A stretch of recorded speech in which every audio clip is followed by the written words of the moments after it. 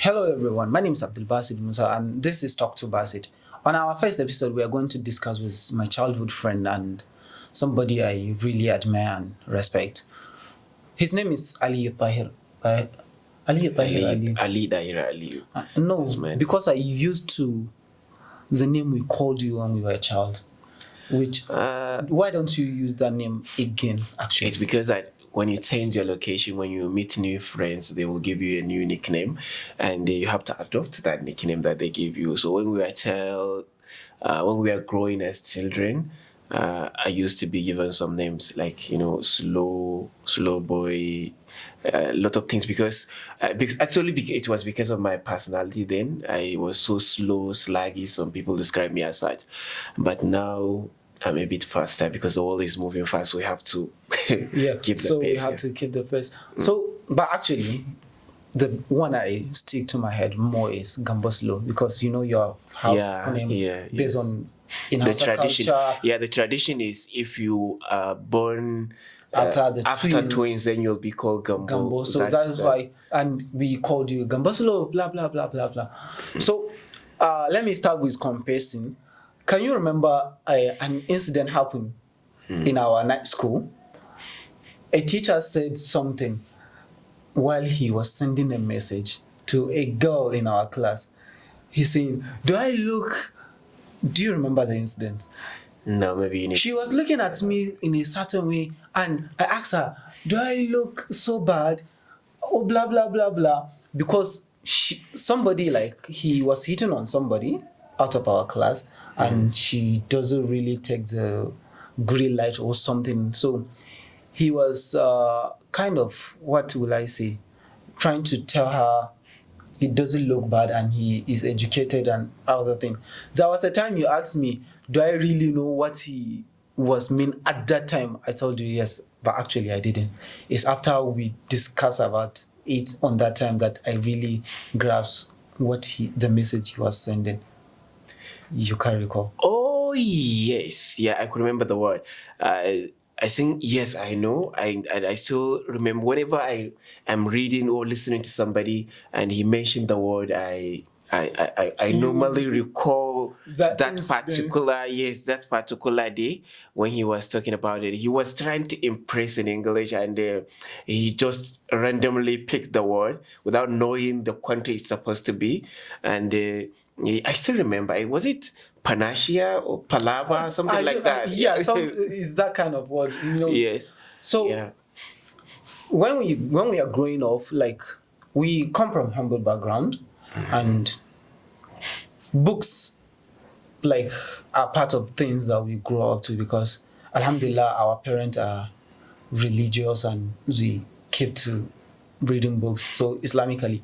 So when we look at you, you started with GAC, Arabic guy, Dambazo, and you flip side to take because you're supposed to be an engineer. I don't know. Yeah, true. Are you an engineer or not? And I'm no longer an engineer because I didn't reach up to the level that I would be given the title when I quit it. So I am no longer an engineer.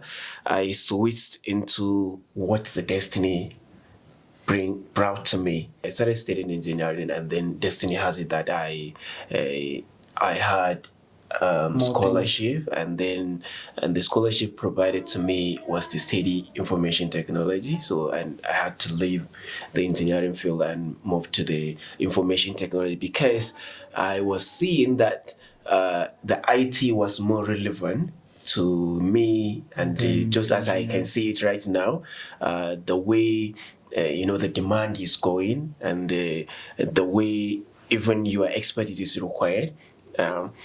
Being an information technology professional, for me personally, is much more better than to be an engineer.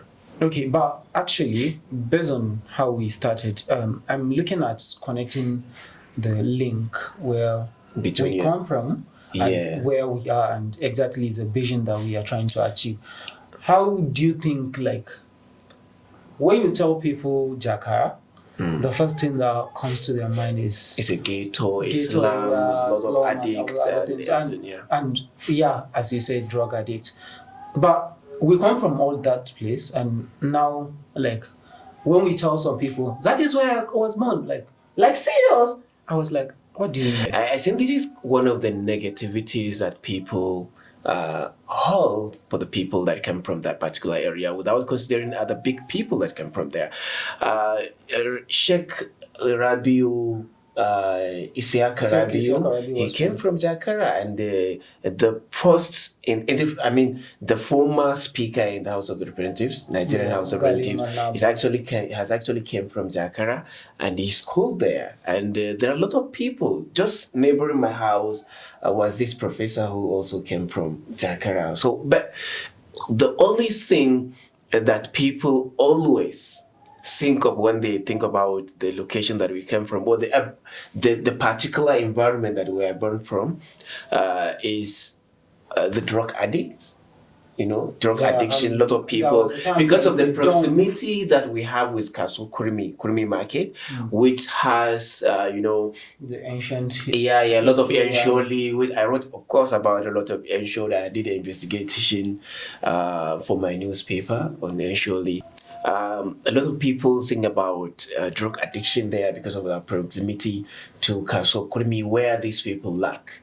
So, of course, there are, and these people come from various places. And it's just like it's a kind of a hub. Yes, a hub where these people can meet, because a market area, and the market is kind of a hideout. And where it's not like a modern market where you can open and close. Yeah, it's not like that is part of society. Yeah, there are people's houses inside that market. There is a lot of things.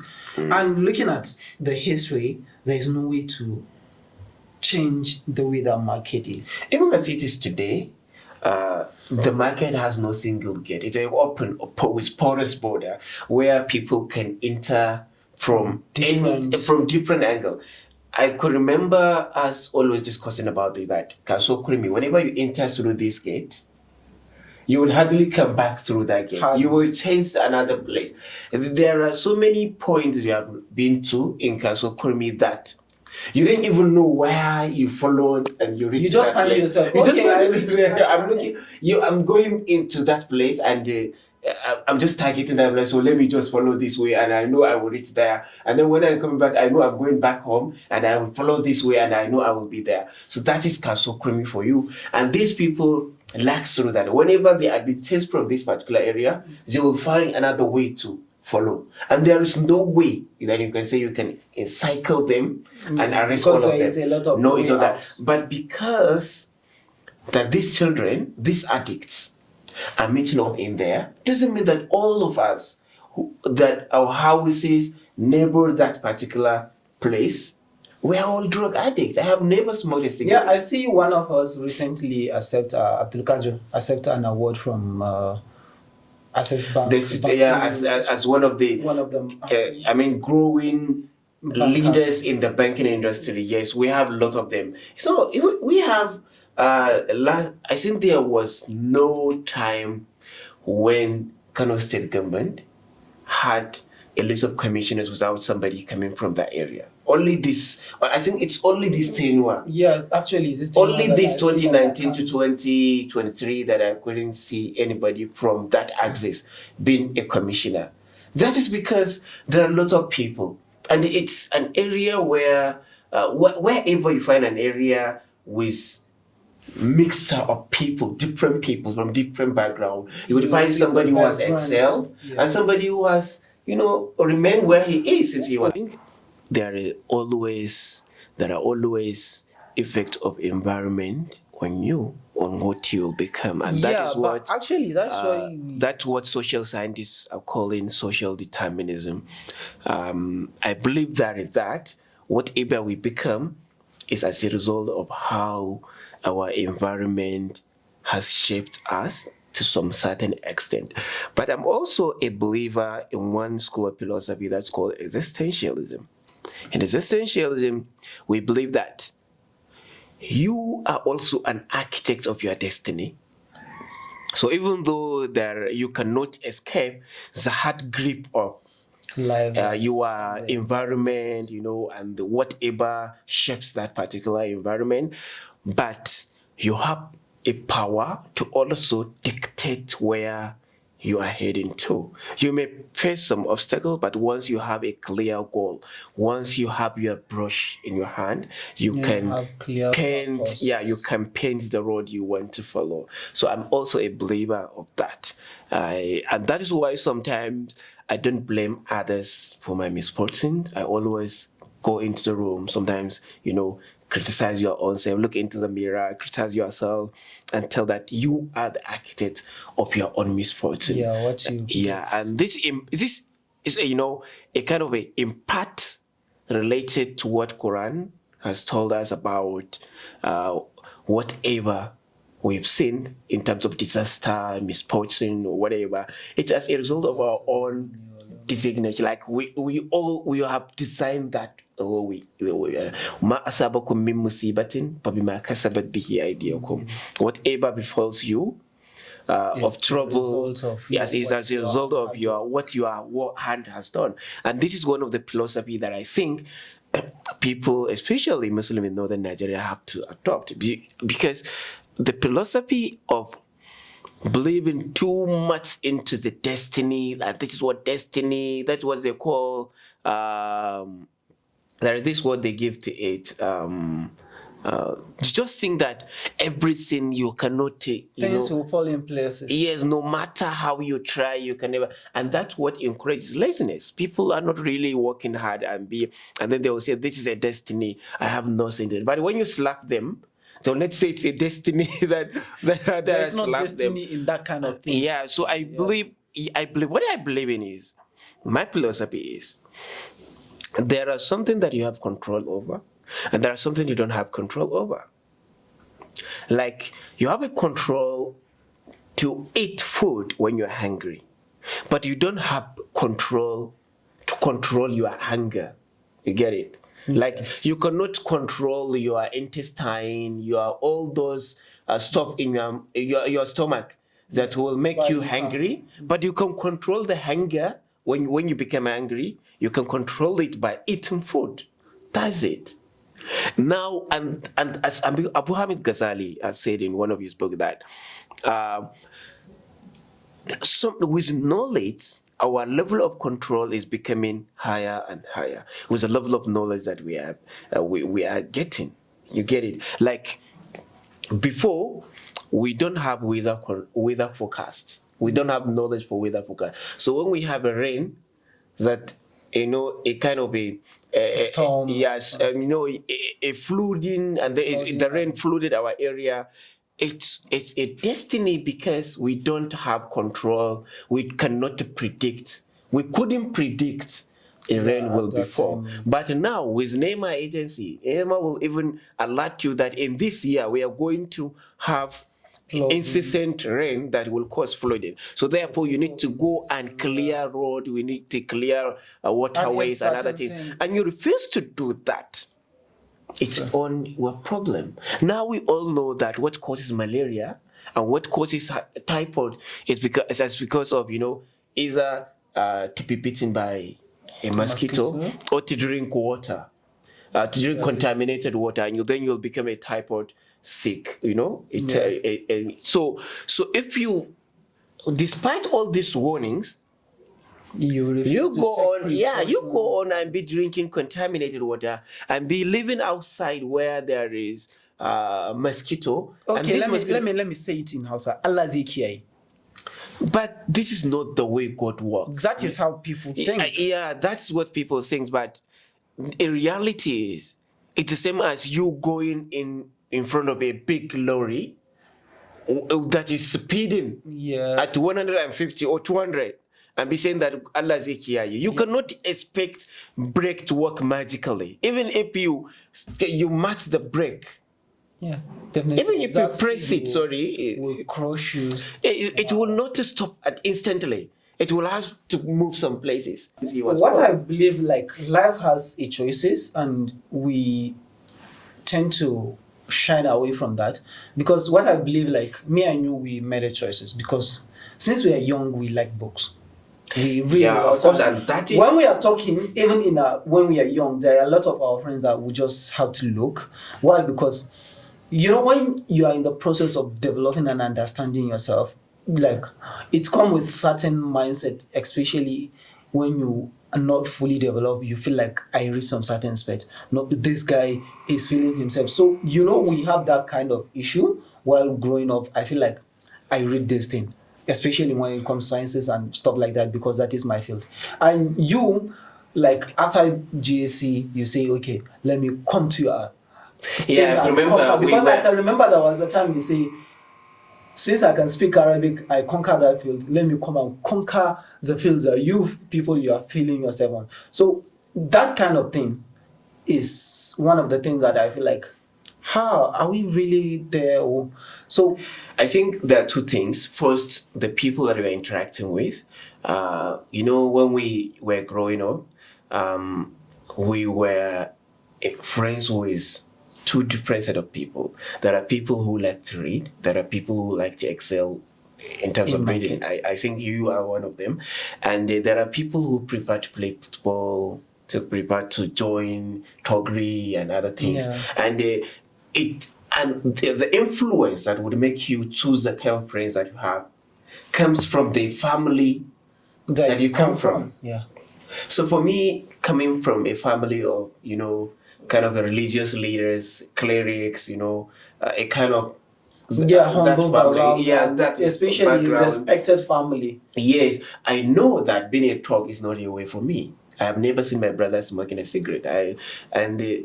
I know that if I decide to start smoking a cigarette, I know it will be hard for me. I will be in big trouble in my family. And that's why I started looking for, who among my friends were looking like my brothers. So I have to join them. And interestingly, as you said, I started as an Arabic student and then moved to conventional school. And one of the reasons, let me tell you today, and we are doing a podcast and I know it will be in public. You were one of my inspirations, because at that time when I was trying to leave the Arabic background, it wasn't because I didn't like to study Arabic. It was because I was in a government school, and this school was not serious. You will go to school and we will do nothing but playing games, playing football, even in the classes. So I felt like, what am I doing here? I always go to school, but I'm doing nothing but going with my Game Boy. Then we were playing Game Boy. So I would go to be playing Mario at the back seat. So what would I be doing here? I need to change school. So one day I was trying to move to Tahfiz, where I will be memorizing Quran. When I went there, they told me, because I didn't memorize most part of the Quran, and they were asking me that they had to demote me back to junior secondary school, and then I was in senior 2, and they were asking me to move back to secondary school, and with my junior secondary school, and my intention then was, if they could offer me SS1, that is senior 1, I would accept it. I would accept it. It's not that big disparity, so I would accept it. But when I went there, they said no, I would have to go back to junior 3, and I felt like losing 2 years. That is a big. It's not for me. So when I was coming back, I met one of your, seniors when you were in secondary school, Nazir Iros, who is now a doctor with orthopedic. When I was sick last time, he was one of the people who treated me. So I met him while coming back. He asked me where I came from, where I was from. So I told him that I was from this school, and this is what they said. I don't think I could accept it. So he told me, so why not you join Abdul Basit? Since Abdul Basit now is Dawakin Tofa, and this is one of the prestigious schools that we have in Kano, why not you sit for the exam? Since I know you can do mathematics well, you can solve mathematics problems well, why not you come? I will give you some lessons and you can sit for the exam. And I feel like, this is a good choice. Yeah, actually, he is the person. Everybody that knows me in Dawakin Tofa know Naziru as my elder brother. Mm-hmm. Because since before I go to Dawakin Tofa, he give me extra lesson when he come, because I met him in SS3. So while he was in SS2, that is when I write my exam, and he guided me. And when I get it, everybody, actually, I inherited his nickname in Darkintopa because I like everybody in boarding school, you have somebody who is in your corner, junior. So I name Accelerator, not because I'm good at physics, but because he is good at physics, and that is his nickname. So I have to make sure I step on that shoe, not to let his legacy back. Yeah, I think in my history, that is the only time I scored 98 over 100 in my lifetime. Wow. Physics because of him. So I'm really proud to say I know that person. So that was the person who actually influenced me to move from, Arabic school to a conventional science technical college. So I sat for the exam. He offered us in an extra lesson tutorship with his brother, but unfortunately his brother lost the exam. So his cousin, sorry. I think his cousin. Yeah, his cousin. So his cousin lost the exam, but for me, I won it. Even though, so like my school, GSC, Gwale then, Arabic school, they were really astonished once they found that I was successful in the exam, because lots of people from with background in sciences, I know, and a lot of that stuff couldn't, make it. But for me, exam because I scored that we were 7 only among the 80 people that wrote the exam. Only 7 of us passed. So and then from there I started. And one story I always give was, when I first joined technical college, I couldn't speak English, even though I could understand you. Yeah, you can understand English, but you cannot speak. I cannot speak English as the way I am doing right now, even though I know I have lots of mistakes even right now. But then I could only. By the way, that moment when I first got admitted to technical college, I couldn't even memorize national anthem, because in Arabic school we are reciting national anthem in Arabic. So I came here and we had to recite it in English, and I couldn't do that. Another big trouble. So I was one of the reasons why I felt like I need to, study English, and this thing and that thing, was because I once found myself being pointed by principal. And he asked me to come in front of the assembly ground and speak in English. He pointed at me, and then I was so, confused. I this man didn't know that I couldn't that do it. Kind of feelings. What do you want me to say? Yeah. So when I was there, I started saying my prayers, silently. And then an idea struck me. Why not speak in Arabic? Because he didn't ask me whether I should speak it. He didn't want me to speak in Hausa. So I know if I speak in Arabic, it will be interesting thing. Yeah, it will be an interesting thing. So then I was in front of the assembly ground, and the principal was expecting me to speak in English, and then I switched into Arabic. I started saying, "Ayuha talaba al-Aiza al-Kiram, al-Madina al-Madrisa," and this and that, and all the students were yelling, all those things. And from there, the vice principal who was understanding Arabic then asked me to come next week and speak in English, translate what I spoke about to English next week. So from there, I went to my friend. I could remember him. He was Hafiz when he was in university. Then he was, I think, in level 1 or 2 then. Hafiz can speak. So I reached to him and told him what really happened to me, and I told him, please write this for me in English so that I can memorize it. Go back to the school and speak and give the speech. So he wrote me the English. Unknowingly to me, the English was higher than my level. So when I memorized it and I went there, I spoke, the people and even the principal and the teachers were so amazed with the way I could speak English, not knowing that I actually memorized it. So And then the principal said that I should be given an appointment as chair in the English club. And that was another big trouble. So from there, then That during is where the all the yeah, then I puzzles to make- started, to give more attention to learning English. I started going to lessons, private lessons, attending to other classes, Yeah, English because classes. actually I can remember that time that we are going to British Council. Yeah, I started going to British Council, listening to good speakers, a lot of that. And from there, and look at me today, I'm animal living right in English. So, that's Okay, the thing that something leads to another, and right now you're calling yourself accidental journal. Yeah, of course. Okay, I technically, I don't know how it happens. I do science, but since in my childhood, my nickname is journalist or dan jarida in Hausa. And yeah, one thing leads to another. I try Doakintofa. When I went to Doakintofa, let me tell you the first thing that I realized. Science is not for me. That is the first my thought. So engineering is one of the sliders because I hated biology with passion. Yeah.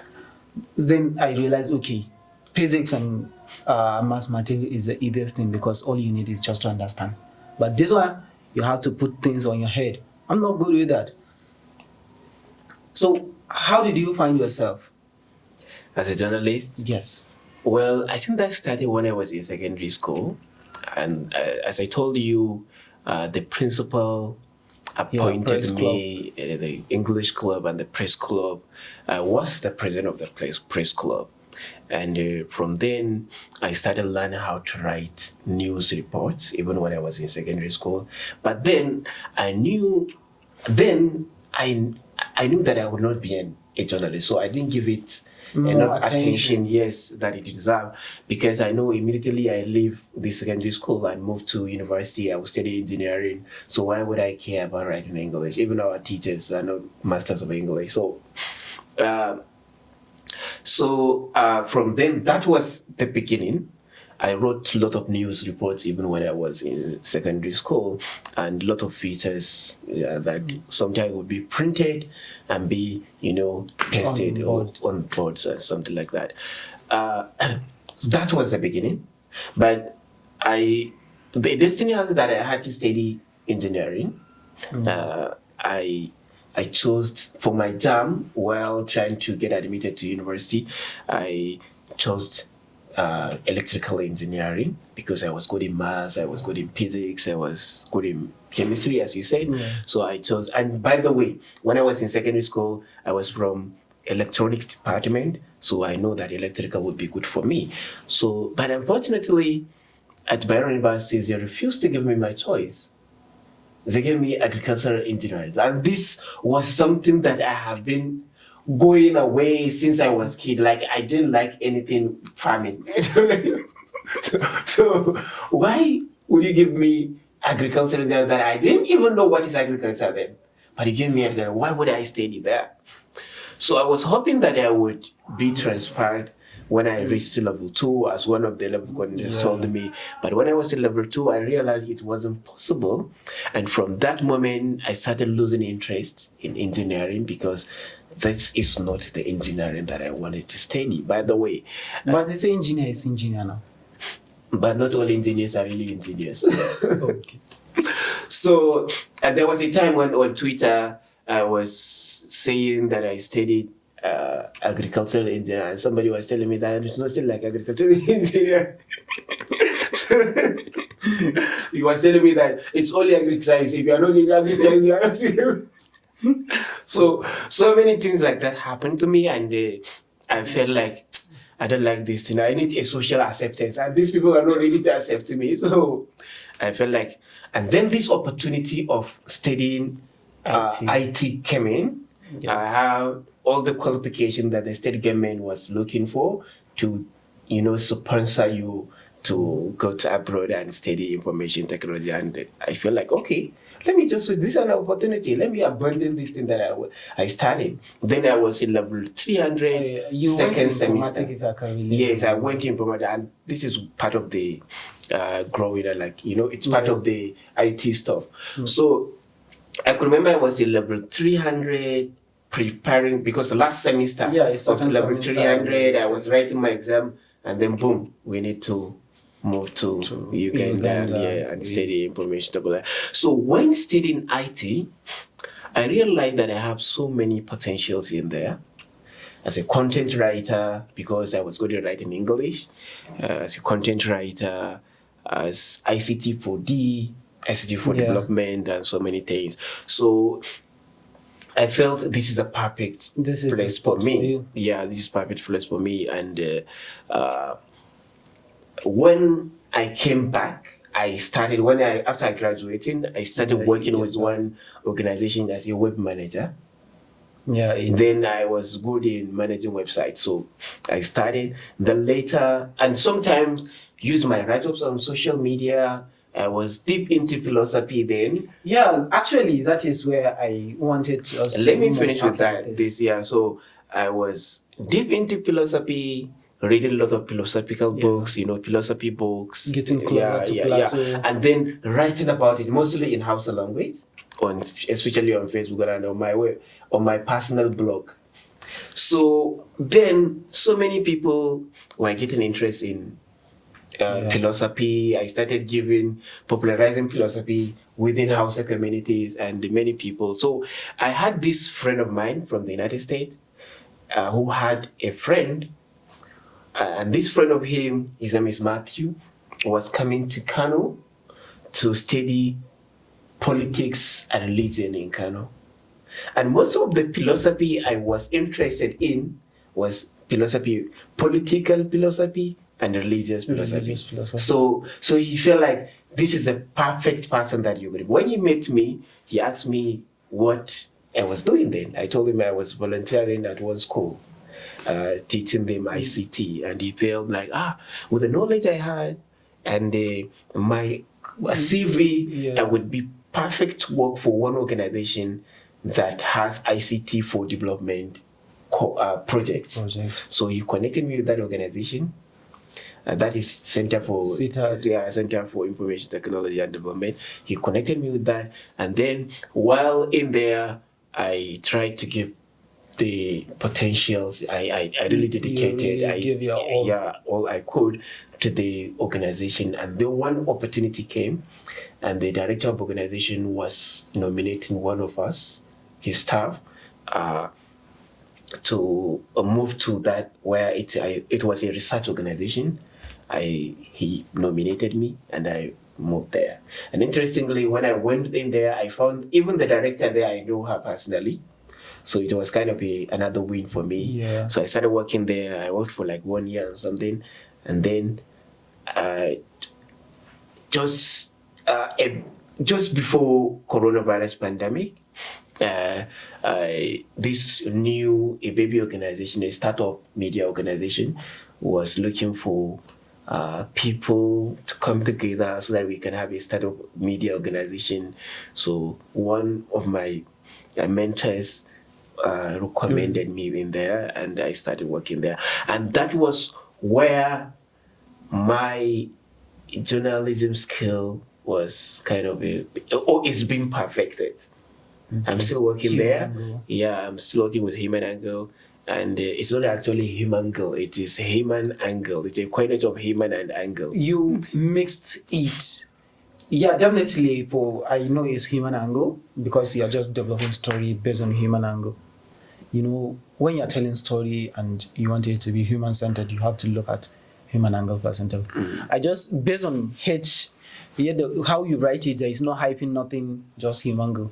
I love calling it human angle, so at least I can make people lost. So you like writing about philosophy, and our people have issue when you bring something contemporary to what religious leaders tell them. Contrary. I think I was born too curious. Even when I was kind of a kid, I was very curious, and that was the reason I didn't have a steady development. I was always zigzagging, moving in here, first studying Arabic and Islamic education, and feeling like this is not enough for me. This is not the answers I was looking for, and then moving to science, and then feeling like still I don't have the answer that I was looking for, and then moving deep into philosophy. So I've actually became interested in philosophy because I have so many questions. First, growing up, I thought religious answers would satisfy me, and I found some of them not really as not. I'm not saying that the religious answers are not satisfactory, but the way some people, the way some clerics are presenting them, the arguments are not really as satisfactory as I am currently finding them. It was later at the stage of my life when I started reading, philosophy books, especially deep theological books, theology books that I started, becoming so connected with these answers. But before, if we go to Islamia school, the answers that they will give you, the way they will discourage you to ask questions, the way they will, lot of things. Yeah, they always try to discourage you to ask questions, because I can remember there is a time we asked some certain question in our night school. They say, like, one of the reasons Jews get lost is because they ask too much questions. I think they are taking that. This argument is being said so many times, but the problem is that they are taking one certain. No, they are taking it out of context. Yeah, out actually, of its real context. The question they are asking is not the question that needs clarification. It's like you requesting for something. Remember what God says in the Holy Quran, in the Surah of cow, cow, Bakra. The God says was narrating to us what happened between the Jews and the Moses. So he was telling us that when Jews approached Moses, and they were asking for one question, he asked them to just go and slaughter a cow. These people then came back and they said, which type of cow? Had it been the scholars have said that, had it been they just go and find any cow and slaughter it, it would be fine for them. And then they came back and said, which type of cow? He now told them, and then they came back again, asking them, like, which type, like, what color, what kind of this thing. So these are the questions that the prophet was discouraging us from asking. Ya ayyuhalladhina amanu la tas'alu an ashya'in in tubda lakum tasu'ukum. Oh, you believers, don't ask so many questions that if answers is given to you, or are given to you, you will feel bad. You feel discouraged. Yeah. So these are the questions that are not the questions on theology. Not the questions that need comparative answers. Thing that our scholars are doing is part of the thing that most of curious minds are becoming atheists. Why? Because I feel like religion gives answers and you need to go deep to understand. And some certain times you get more confused. That is honest. But I think you get more confused when even the basis of the question was not really clarified. We were once, at that stage of life, and it wasn't only me and you, even great scholars. Remember Al-Ghazali, one of the greatest philosophers and theologians in Islamic history. And he was even nicknamed Hujjatul Islam. That is the what they call it? The reasons for all. He himself is a reason that you can believe in Islamic theology and so many things. So, but Al-Ghazali was narrating to us in Al-Munqiz min ad-Dalal, the deliverance from error. He was narrating to us how he was also confused. This was one of the greatest scholars Islam has ever had. Yeah, and also from even in the Quran, our forefather, Prophet Abraham, asked God to show him how he can resurrect. Yeah, these are some of the questions kind of that you need to ask. Mostly people it's about asking. Curiosity. He asks, if I can, didn't you believe I'll do that? That is a question God asked him. He said, no, but I want to calm my soul.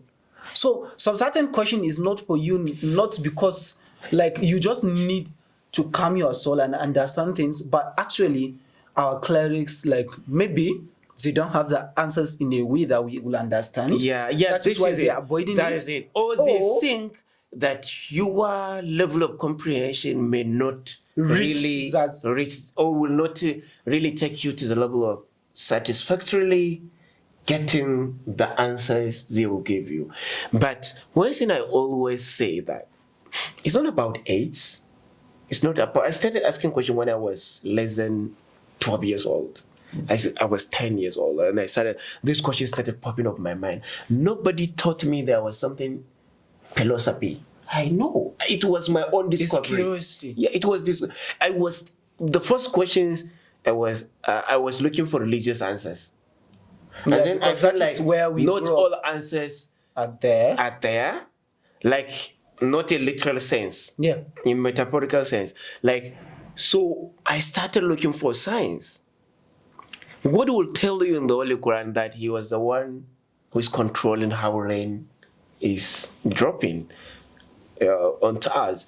But there was no verse telling you in detail that there is a water cycle, that the hydrogen or H2O is evaporating and going upward and then becoming a before and then later will drop when there is enough, enough evaporation. Quran will never tell you that. Quran, because it's not a science book.